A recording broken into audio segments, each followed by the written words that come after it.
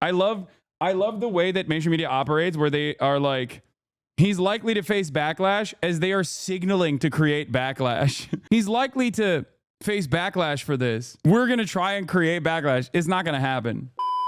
So apparently Semaphore interviewed Kamala Harris's digital chief on Democrats losing hold of the culture. And in this, he dropped my name. Fox instantly started crying about that Semaphore article. Wait, really? That's awesome. I mean, they can suck my... They got no motion. They're like, oh, why? Guys, he's a bad guy. It's like, dude, you're Fox News. So here's what Flaherty says. We need a whole thriving ecosystem. It's not just Pod Save America, though I think we should have more of them. It's not just Hasan Piker. We should have more Hasan Pikers. It's also the cultural creators, the folks who are one rung out, who influence the nonpartisan audience. Okay, I don't disagree with this. Those things all need to happen together. The problem is, you can't inorganically develop this. I guess you can pump money into it a little bit to give it more prominence, to give it more respect, to give it more legitimacy. But you can't inorganically create the same, like you can't do a Nelk Boys, but for the left, because the Nelk Boys were not created by the Republican Party, okay? You can look at Daily Wire. Daily Wire is a great example. Daily Wire is a direct political operative. Daily Wire is not funded by the Republican Party. Daily Wire is funded by those who fund the Republican Party. Do you understand? Daily Wire is not directly funded by the Republican Party, but the same billionaires that fund the Republican Party also fund the Daily Wire. But that's a direct political operative, right? That's a very obviously partisan ideological project. What we're talking about here isn't the Daily Wires of the world. What we're talking about isn't necessarily even the Joe Rogans of the world, but the Theo Vons of the world, the Nelk Boys of the world, or the Barstools of the world that sometimes find themselves in the throes of right-wing politics. The issue here is these people, just like the broader voting population, have found themselves cast aside by the Democratic Party. And the reason why they found themselves cast aside by the Democratic Party is because the Democratic Party keeps saying, we have no space for you. We have no space for you. You're bad. You're wrong. We're not going to give you any policies that are good. We're going to do everything in our power to say, if you want that stuff, you're lame. You're bad. Like Bill Burr is a great example of a person who is right there. He's right there.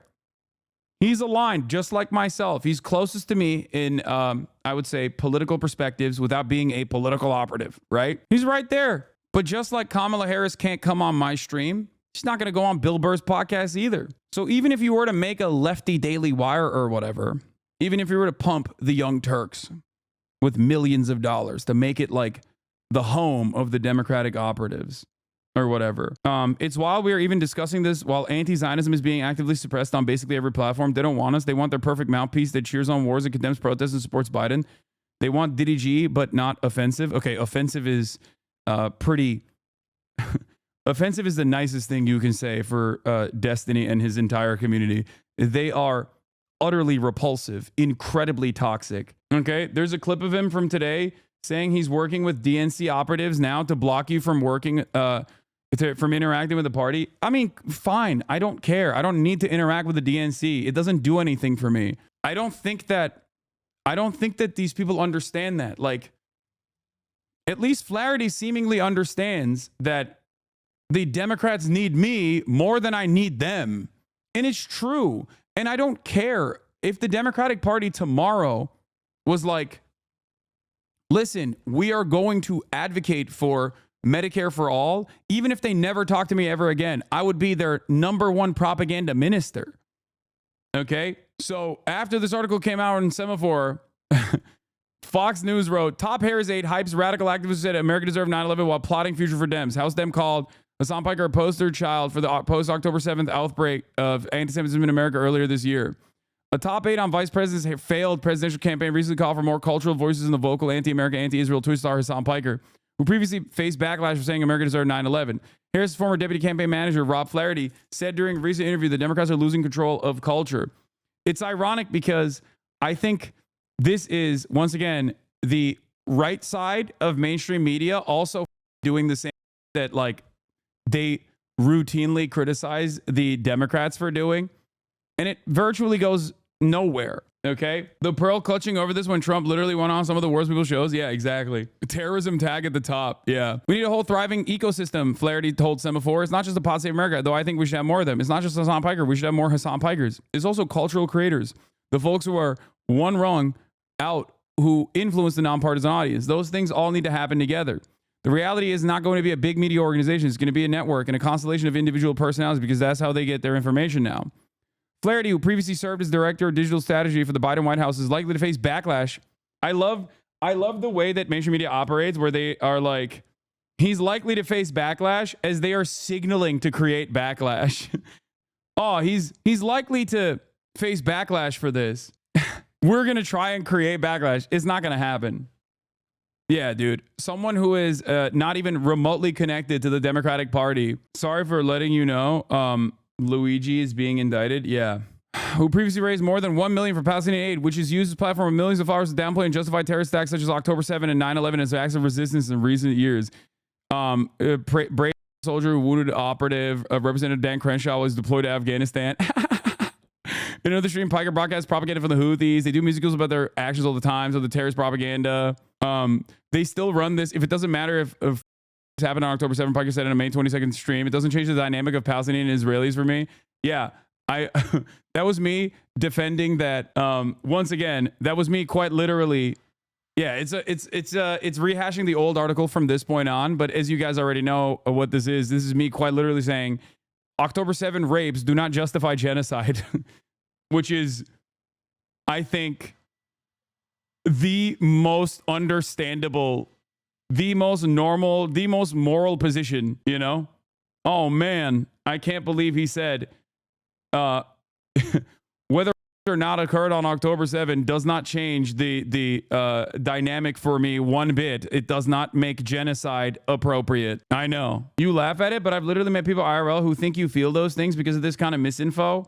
Yeah, okay, well, you can correct them and be like, do you think it's appropriate for Israel to do genocide because of October 7? And if their answer is yes, then, you know, they just have that perspective. There's not much I can do about that. While Senator Ed Markey, Representative AOC, and others have been on Piker's platform, Richie Torres of New York wrote a letter. Like, think about this. On the one hand, you have Ed Markey, AOC, and others who have been on my platform. On the other hand, it's Richie Torres who wrote a letter crying about me. Who do you think has more motion in the future of the Democratic Party? Who do you think has more prominence? Based on the Pelosi vote, Torres? No, dude. I'm not talking about within, first of all, Richie Torres doesn't have motion within institutional Democrats as well. Okay? He's just a idiot. He is a he's a paid propagandist for Israel, and he has never in his entire life had any sort of motion whatsoever outside of that. It doesn't matter. Outside the context of October 7th, Mr. Piker has been joked and mused about men. What the fuck is this? Men dating women on a college campus and has posted an image of a handgun on top of a U.S. senator in what appears to be an open invitation to gun violence against a sitting elected official, Torres said. Inviting one's followers to shoot an elected official, whether it be done in earnest or in jest, is the kind of threat that warrants a serious... Richie Torres is DDG's strongest soldier.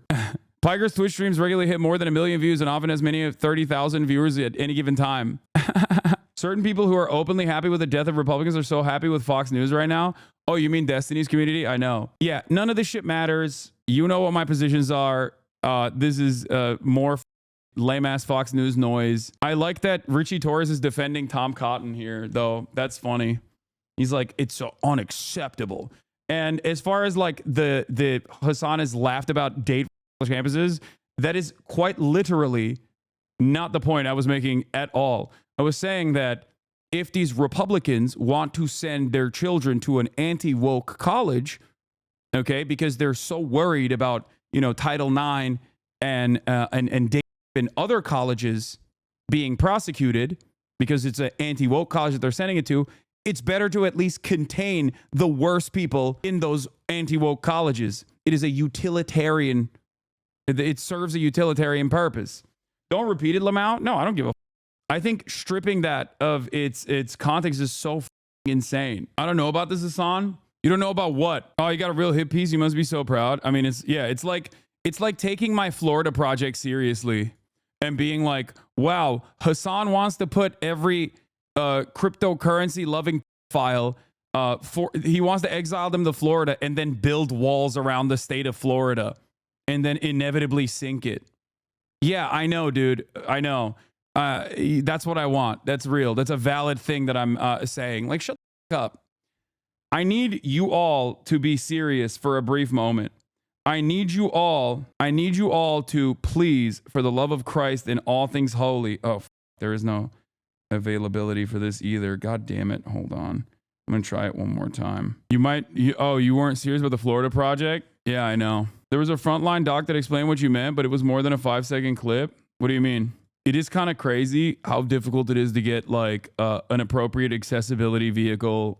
I'm shocked at the, by the way, this is straight up from the, like, this is a video that is like readily available on my YouTube page as well.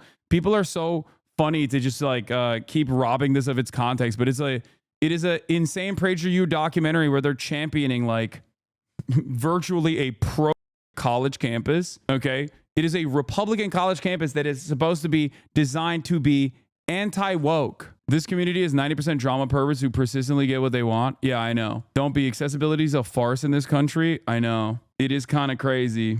Kamala's brother-in-law is responsible for both the election loss and your mom not getting the transport she deserves. I agree. Chad did push back though at the time, and I personally didn't like the joke either, but to pretend that you were calling for is insane. Yeah, I know. But it's okay.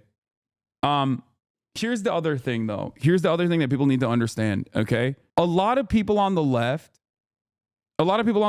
have this proclivity to very easily get duped by shit like this. Okay? People have this tendency where they will see something out of context, especially on the left. People on the right never do this. People on the right could quite literally be like, we have to kill all trans people, okay? And not a single person will be like, that doesn't sound normal. Like, no right-wing audience will ever look at a CNN article, a CNN hit piece, or even a Fox News article and go, I agree with the Fox News article's framing on this. People on the left, on the other hand, will be like, whoa, hold on. I am going to take this false framing at face value and I'm going to make a big deal about it. Okay? I'm actually going to make a big deal about it. I mean, you can keep doing it. You can keep doing it all day, every day if you want. I think the smartest thing to do in this process is to go, does this make sense with all that I know about this person? Does this actually make sense at all? Does this contradict the values that I know Hasan holds? Or does it not? That's all you need to do. Because every single time you come in here and you look at like malicious framing, yes, T. Blasian is right. It's like as a liberal or as a liberal or as a leftist or as a progressive, when you go into the malicious framing, you basically come in and you say, I believe the malicious framing, please address my stupidity. That's all it is. And I think that also certainly creates this, it certainly breeds hostility towards progressive positions in general as well.